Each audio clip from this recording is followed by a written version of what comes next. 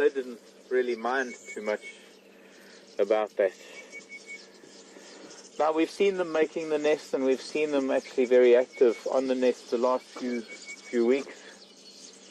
But it's very seldom that we're actually able to get almost like a 360 and a really good idea of how the nest really works. So this nest, this is where it was hanging from. This is the top. If I can pinch it there, it would have been hanging like that. And if I can show you the bottom, just rotating it, there is the entrance to the nest. So if I show you, well, I don't know how to quite orient it properly, but that's the entrance that hangs down. And now some weavers actually create quite a large entrance, quite a large tunnel. But you'll notice that the entrance goes in to a bowl, and the bowl, this is one of the reasons why chicks don't really fall out of the nest very easily, especially in heavy storms. So from this profile that I'm showing you here, this is the bowl of the nest. The entrance comes in from here, and then no, other way. See, I just can't use mirrors. No, that's still the wrong way. Just explain I what you mustn't. added. I know. I'm trying to explain it, looking at the camera, and it's not working. Okay, so the entrance comes in and it curls around, and then this is the bowl of the nest over here. So when it's hanging, doesn't matter how much the wind is blowing, there's enough of a lip above the bowl that the bowl is perfectly protected, as well as the cap of the nest. And I would love to be able to, of course you've got to remember that this nest has fallen, it's never going to be used again. It's history. It was probably never used. I think I've got a little pair of scissors on this. I normally carry some scissors with me, but not today. I would like to be able to try something new. If I can almost dissect it. Yes, this will take a while with a tiny pair of scissors. But I'll get there.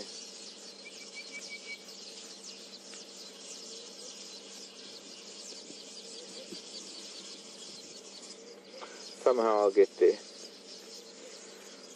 In the meantime, if you have any questions, I haven't got my earpiece in, but Brian can translate or relay.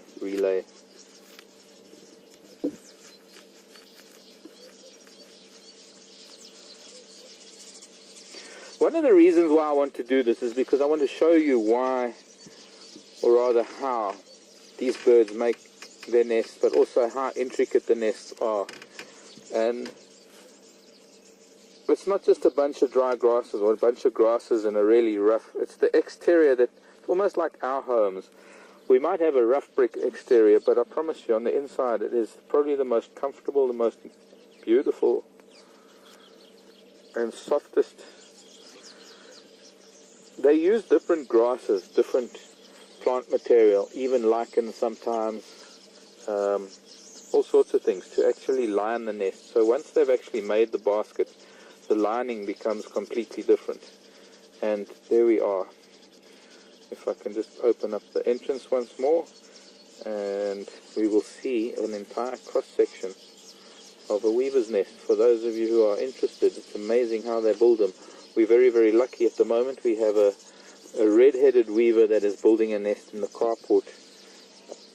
I didn't cut it enough, sorry. One more minute. I'm getting, no doubt, a lot of debris on me, but orange-breasted bush shrike. Coffee, tea, or me. That's not the kitty bird. I'm still trying to figure out what that bird was. I got asked that question this morning through emails and things. So, look at that. You can almost see the spiral. So just hold it here, then it can hold it still. I'm not too sure what we're seeing. I can't see it on my monitor. But anyways, this is the entrance here. You can see how the entrance comes into the bowl. And the bowl is actually lined with very, very soft grasses. I can even rotate it and use this side as well. I can show you how this is the bottom of the bowl of this nest, and the bird comes in and then this bowl is where it holds the eggs, and I've cut through almost like a spiral. I mean, it's just amazing that it is a spiral, but oh, there goes the other half. I'm hoping that if you're getting the picture, that this is the entrance here where my finger is, and the bird comes in and lives in the bowl itself. And it's one of the reasons why these things are on the end of branches, are able to swing and sway in the harshest of winds and not dislodge the chicks. And it's actually a very delicate process to strip the branches, the ends of the branches. And one of the reasons why it's at the end of the branches, despite the fact that the ends of the branches are more mobile in a wind and a storm, the ends of the branches are the least likely place where predators are going to be able to get to. Certainly not any mammal predators, and there are only one or two snake predators that are likely to get into the nest and be able to prey on the chicks. And that's the boomslang is one of them. Maybe, in fact, maybe only the boomslang and the mamba. Got a question. Okay. Two or three, I'm not really sure. Louise, I think it largely varies between species, and I guess